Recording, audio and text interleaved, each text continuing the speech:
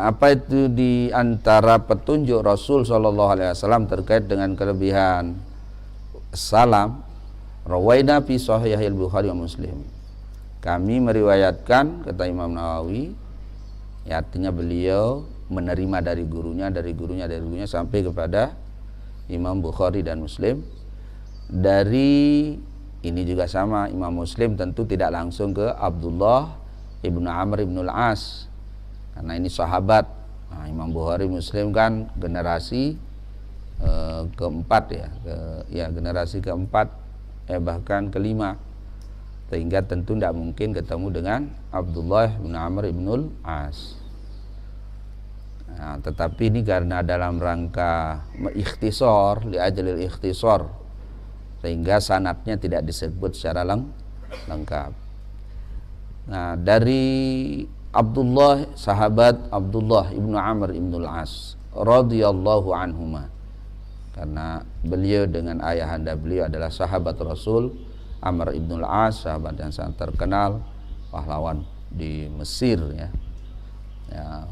beliaulah yang menjadi salah satu sahabat Nabi yang menyebar luaskan dakwah Rasul Shallallahu Alaihi Wasallam di Mesir.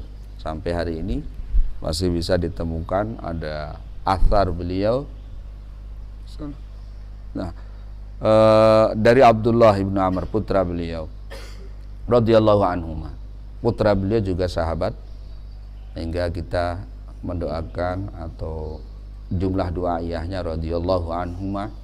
Biasanya kalau dalam kitab-kitab hadis, kalau pakai radhiyallahu itu tandanya orang yang disebut itu adalah sahabat Rasulullah sallallahu alaihi wasallam. Jadi konsisten kalau di hadis itu kayak begitu cara jumlah doa ayah. Kalau selain sahabat biasanya menggunakan rahimahullah atau yang lainnya, tidak menggunakan radhiyallahu an. Kenapa? Karena yang sudah nyata Allah meridhoinya itu adalah sahabat-sahabat Rasulullah Sallallahu Alaihi Wasallam. Itu yang kan diabadikan oleh Al-Quran, radhiyallahu anhum wa radu an, itu kan bicara tentang sahabat-sahabat Rasulullah Sallallahu Alaihi Wasallam. Nah, beliau menceritakan anna rajulan sa'ala Rasulullah Sallallahu Alaihi Wasallam.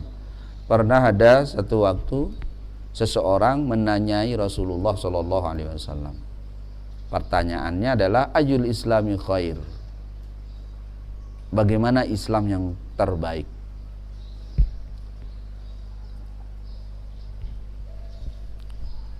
Bagaimana sikap saya agar menjadi muslim yang terbaik? Bagaimana cara saya agar saya termasuk menjadi orang yang mengamalkan Islam yang terbaik?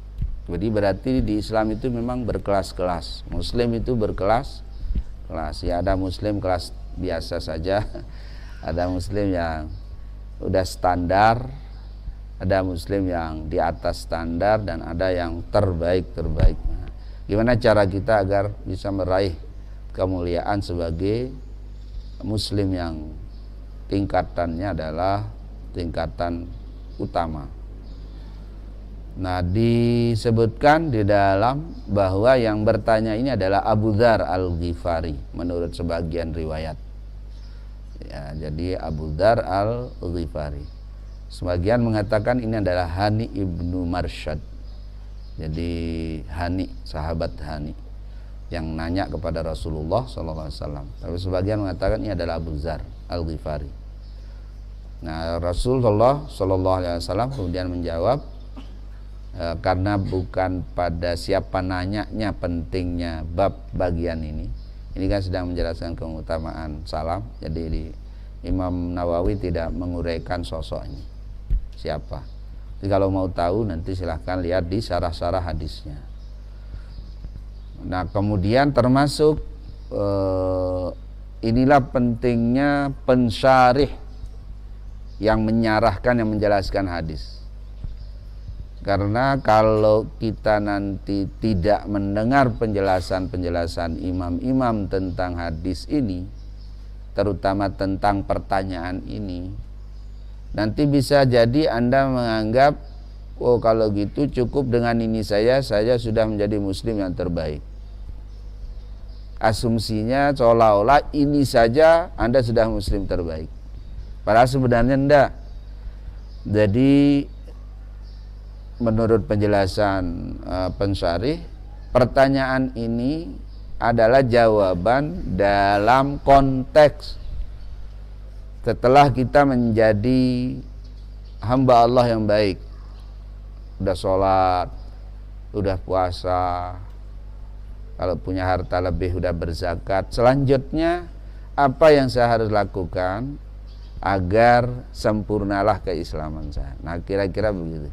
Sehingga ini konteks pertanyaannya adalah dalam konteks muamalat.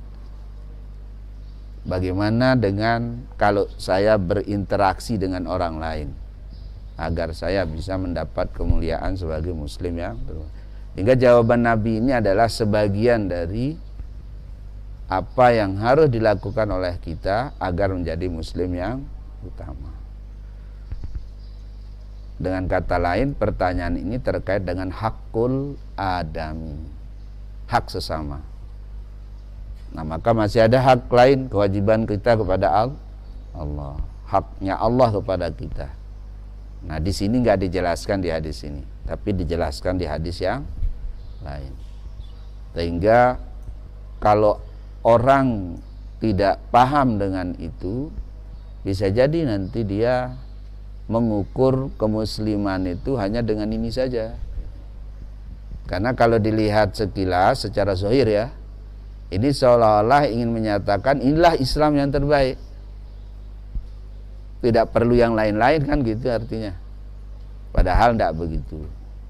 Nah kita tahunya itu dari penjelasan ulama-ulama, imam-imam yang paham betul tentang hadis ini.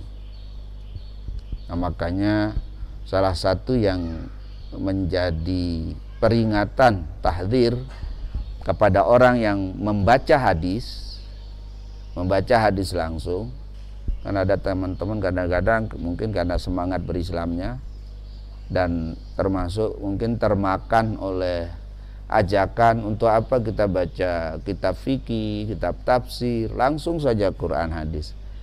Nah jadi termakan oleh itu, Quran hadis sudah langsung sumber utama, dalil pokok kita, kenapa harus baca pendapatnya.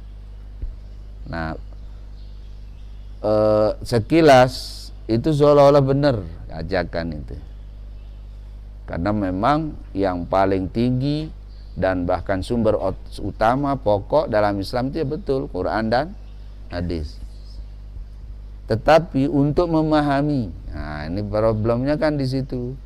Untuk memahami dengan baik dan benar Quran hadis itu tidak bisa kita langsung baca sendiri dengan modal kita yang serba terbatas. Sekalipun Anda mahir bahasa Arab,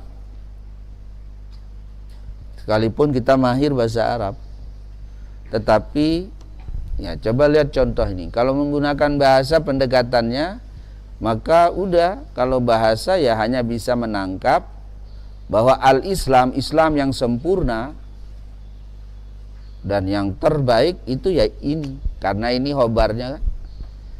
Ini jawabannya. Jawaban dari pertanyaannya, apa itu Islam yang baik sempurna itu? Ya ini. Berarti kalau sudah melakukan tut'imut ta'am wa taqra'us salam ala man arabta wa man lam ta'rif, udah cukup, kan seolah-olah begitu. Terus tidak sholat, terus tidak baca sholawat kepada Nabi, terus tidak, ya gimana mau.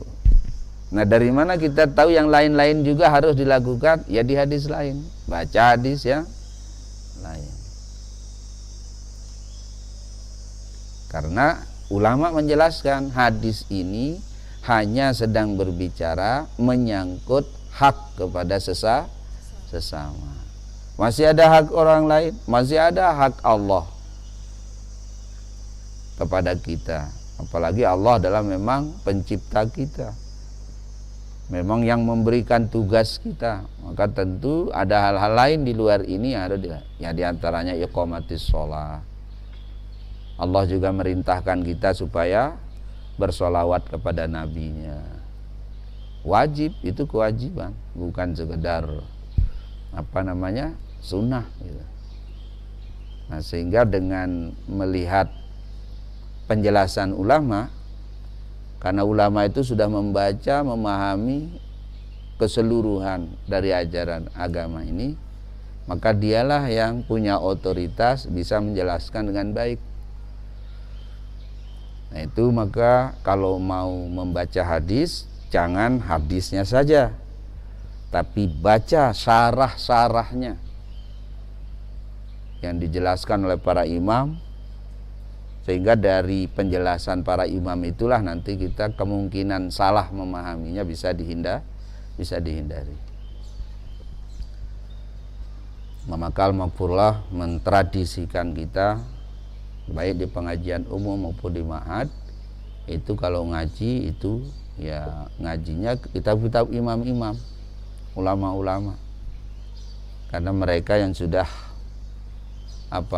melanglang buana di samudera Al-Quran, hadis, sehingga pengetahuan mereka komprehensif untuk bisa menjelaskan berbagai hal yang terdapat di dalam hadis-hadis Rasul Shallallahu Alaihi Wasallam, termasuk di ayat-ayat Al-Quran.